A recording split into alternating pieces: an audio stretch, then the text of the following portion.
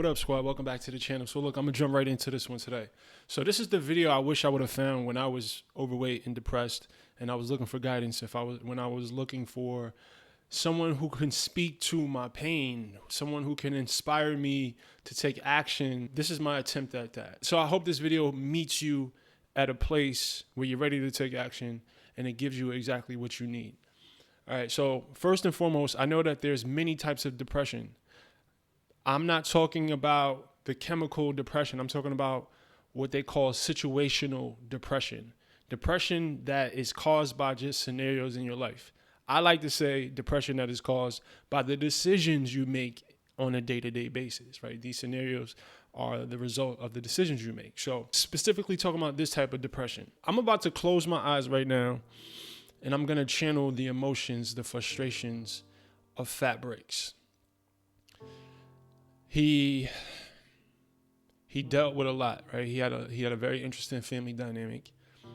He grew up in the inner city in Brownsville, Brooklyn, by a single parent who did the best she could, but it was a very abusive environment, right? She was very physical and emotionally abusing to her children. She was being abused by her husband, not to mention we're in crack-infested, gang-infested Brownsville, which definitely didn't help the situation. If it took longer than 15 minutes to make dinner, we probably didn't eat it. So she didn't really teach us the value of good nutrition.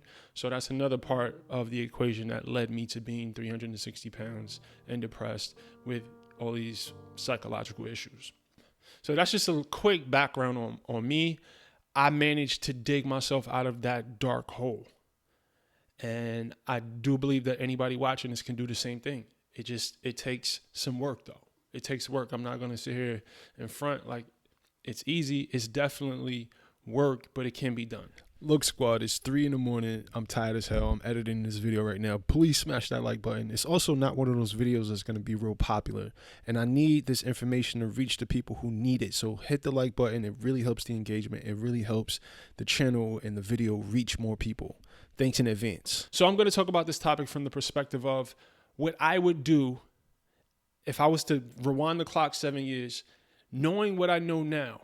What are the exact steps that I would take to get myself out of that dark place? Because I honestly made a lot of mistakes. I made the process a lot harder than it had to be because I wasn't armed with the information that I'm about to share with you right now.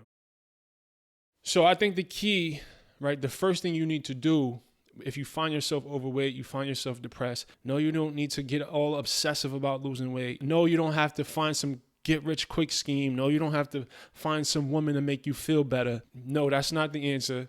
In my opinion, what you need to do is isolate yourself. You need isolation. You need quiet. So whatever that may look like for you based on whatever resources you have, you need to spend 2 or 3 days completely by yourself. Whether that's going to a hotel room somewhere away from your family and friends, whether that's staying in your friend's basement for 2 or 3 days. Just create a space where you can be by yourself, where you can think, where you can look inward. This is the key to this, and I'm going to give you guys some practical steps and what you should do with that time, because it's very important that you create this environment of solitude. You need it. You need it. You need it. So what this time alone is going to do is it's going to bring to the surface your behaviors, your thoughts, your beliefs, your emotions that are holding your progress hostage, right? A lot of that stuff is buried into our subconscious. We have no idea why we feel so stuck. And most likely, like I said, it's because of your belief systems. It's because of what you think. It's because of what you've been conditioned your entire life to do every single day, whether that's your eating habits, whether that's your reading habits, whether that's your drinking habits, whether it's your thinking habits. It all comes down to what you do every single day. So this time alone is going to give you some space to look inward so you can create this roadmap. You can bring to your awareness what it is that you actually have to change in order to change everything, right? But it starts by changing one thing, and I'm going to get into that a little bit later in the video. So this vital information about yourself, the information that you'll need to create the roadmap to the better, more optimal version of you is buried in your subconscious. And the only way to access that is through quiet isolation.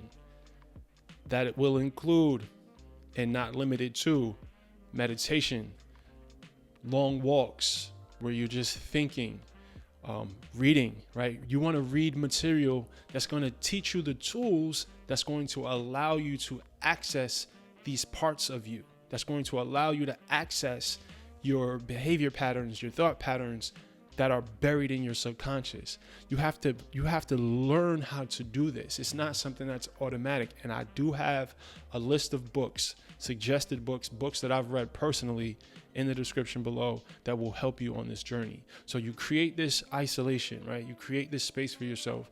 And what you don't do is bring your PlayStation. You don't bring your laptop. You don't scroll social media all day. The point of this is to be by yourself with your thoughts, with your emotions, to sit in the discomfort of whatever shows up, right? Whatever thoughts, whatever feelings, whatever pops up, you want to capture it, right? Whether that's through journaling, whether that's through voice notes, whether it's through video, whatever you think is going to be the most effective way for you to capture this information about yourself is going to be vital. So what you want to do is you want to try your best to have a third-party perspective on your thoughts and your emotions. Now, that may take practice. It may come more natural for some than others, but the same way you can look at someone's behavior, right? You can look at what they're doing, what they're saying. You want to try to observe your thoughts and emotions the same exact way, and you want to document this stuff. We all have numbing behaviors, right? Some people it's masturbation. Some people it's binge watching Netflix. Some people it's scrolling social media. Some people it's overindulging in women. We all have these behaviors that we do in order to escape the discomfort of feeling our emotions, to escape the discomfort of the thoughts that may pop in our head that are trying to guide us, right? So here's the thing, like our bodies and our minds, they're so brilliantly designed to lead us to our most optimal selves, right? If you learn how to read the feedback that your body and your mind is trying to give you. For instance, if you're sleepy, your body is going to crave carbs because it needs energy. Or if you are weak, right? If you're lifting, right, and you're weak, that must mean you're not nourishing your body properly. So you have to learn to pick up on the cues that will guide you to your most optimal self. If you're asking yourself the right questions and you really give it solid thought, most likely whatever it is that's holding you back from living the life that you want will surface. Whether that's childhood trauma, whether it's having a stressful job or a stressful relationship, if you can sit with yourself and understand where your frustrations are, what's surfacing, and you build awareness around that, that is going to allow you to build a roadmap, because then you can figure out what that first domino should be in order for you to start the process of fixing your life, of improving your reality. So let me get specific about what I think you should do during that time. And I already mentioned it, but I just definitely want to reiterate it. So you're creating space. You're by yourself 2 to 3 days. You are sitting, whether that's via meditation, whether it's you just sitting down in a room, and you are allowing whatever thoughts, emotions, feelings just come to the surface, and you are observing them. You are writing them down. You're somehow capturing them, whether it's, like I said, a voice note, video, journaling. You're observing it. You're asking yourself questions. You're going to use the questions that I have linked in the description below. You're going to ask yourself questions. You're going to write. You're going to really take a deep dive inward. And that's the point of this, is to take a deep dive inward so you can reveal the path that you should be taking. The whole point is to find that first domino. Is to find the domino that when you knock that one domino down, essentially all the dominoes behind it will fall right into place. So for me, That domino was getting my health together, because I had confidence issues. I had financial issues. I didn't have discipline. I didn't have willpower.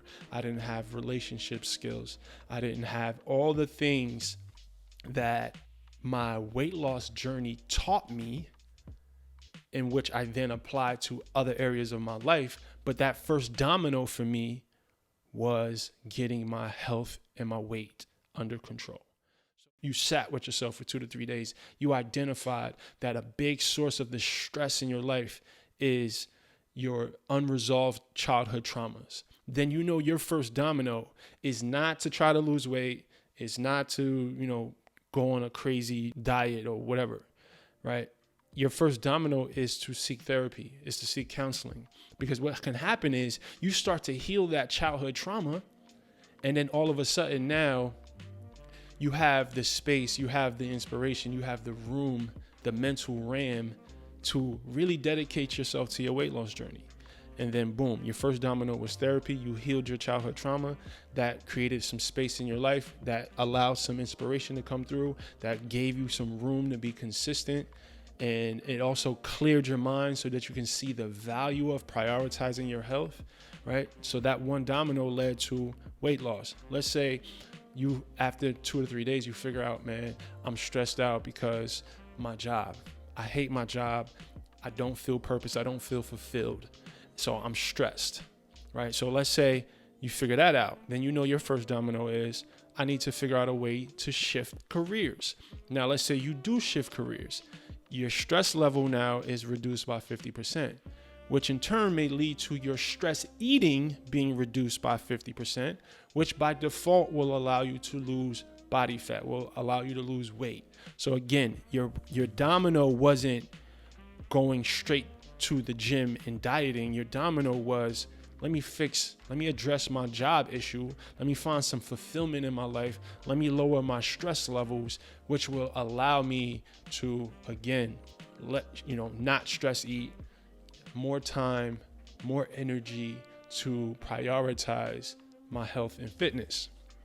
Let's say you figure out that it's a relationship, same deal, right? You figure out how to pivot or how to improve your relationship, which then in turn allows you to fix, other areas of your life. I think it's really important to figure out the first step, the one thing. We try to do too much. You can't try to lose weight, get a new job, get a new girlfriend, get a new house at the same time. You can't do it. You will overwhelm yourself. Figure out what's the first domino that you can knock down, right? And you figure out that first domino by truly bringing awareness to what it is in your life that is holding you back. Once you discover what's holding you back, then you can strategize. Then I can figure out what's that one domino that I need to knock down in order to make everything else fall into place, right? So that's the point of the isolation. And it's important that you are free from distractions. You are not doing anything to escape the discomfort. These are the keys. You have to sit in it. You can't do any of your numbing behaviors. You can't scroll. You can't binge watch Netflix. You have to sit in it. Go for walks, read books, meditate, and repeat for 2 to 3 days. Make sure you're capturing everything that comes up. And then if you have the resources to seek a counselor, right, and have this information, this is gold, this information that you gathered from that time you spent by yourself. You can talk to your therapist. You can talk to a trusted friend, and they can help you strategize, right? Or you can just do the work on your own, right? A lot of my healing was done on my own. I recently started therapy maybe a year ago, but prior to that, I was doing everything on my own, so it can be done. But if you have the resources, I do suggest seeking therapy. It's a game changer. Anyway, squad, I hope this was helpful. I know it's not the most exciting topic to talk about, but I thought it was important. Anyway, leave this video a big thumbs up. And as always, guys, I'm just trying to share the wellness. So get well and get money.